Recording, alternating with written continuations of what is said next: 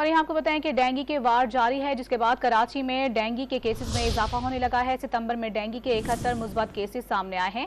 मजीद तफसीलात हासिल करेंगे डॉन न्यूज के नुमाइंदे सैयद वसीम से। सैयद वसीम, बताइएगा कितनी तादाद है मरीजों की? जी वसीम। जी बिल्कुल, रवां साल जो है वो डेंगू के 852 केसेस कराची में रिपोर्ट हो चुके हैं। सबसे ज्यादा मुतासरा जो जिला है वो जिला शर्की करार दिया गया है, जहां पर 504 केसेस जो हैं वो रवां साल में रिपोर्ट हुए हैं।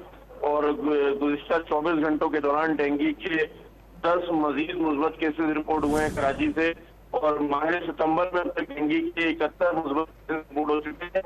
और जो डेंगू के केसेस रिपोर्ट होने की एक बड़ी वजह ये भी सामने आई कि कराची में गुज़िश्ता 3 सालों से स्प्रे मुहिम तकरीबन जो सरकारी सतह पर मुअत्तल है। और ये स्प्रे मुहिम ना होने की वजह से डेंगू के हवाले से जो निगरान वजीर सेहत हैं साद खालिद, उन्होंने भी एक इंदिया दिया है कि आइंदा माह से जो है वो इसके केसेस में मजीद इजाफा हो सकता है। जी, स्प्रे मुहिम ना होने की वजह से केसेस बढ़ रहे हैं। सैयद वसीम अपडेट कर रहे थे, शुक्रिया आपका।